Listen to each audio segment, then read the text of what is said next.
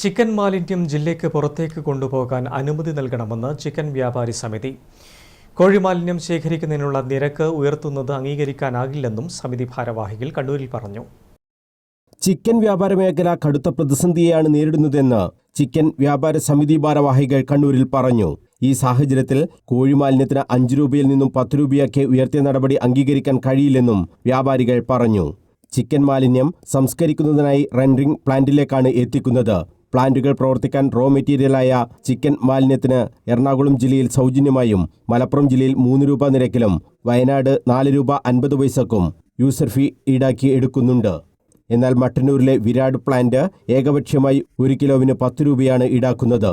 ഇത്തരത്തിൽ ഏകപക്ഷീയമായി നിരക്ക് ഉയർത്തുന്നതിനെതിരെ നടപടി സ്വീകരിക്കണമെന്നും വ്യാപാരികൾ ആവശ്യപ്പെട്ടു.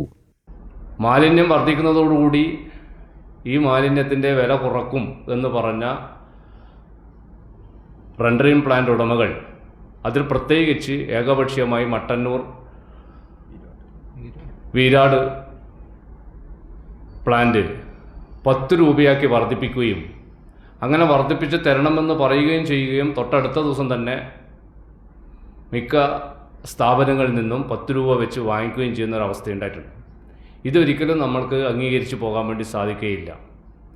കേരളത്തിലെ പല ജില്ലകളിലും 3 രൂപയും 4.50 5 രൂപയും അതോടൊപ്പം മലപ്പുറം പോലുള്ള ജില്ലകളിൽ വളരെ സൗജന്യമായിട്ടാണ് റെൻഡറിംഗ് പ്ലാന്റിലേക്ക് കോഴി മാലിന്യം എത്തിക്കുന്നത്. ചിക്കൻ മാലിന്യം ജില്ലയ്ക്ക് പുറത്തേക്ക് കയറ്റിയേക്കാൻ അനുമതി നൽകണമെന്നും വ്യാപാരികൾ ആവശ്യപ്പെട്ടു. വ്യാപാരി വ്യവസായി ഏകോപന സമിതി ജില്ലാ ജോയിന്റ് സെക്രട്ടറി ഇ സജീവൻ, ഭാരവാഹികളായ KM അക്ബർ, ഇസ്മയിൽ പൂക്കോം, ഷുക്കൂർ പാപ്പിനിശ്ശേരി, വിമൽ കൃഷ്ണ എന്നിവർ വാർത്താസമ്മേളനത്തിൽ സംബന്ധിച്ചു. News bureau, Kannur.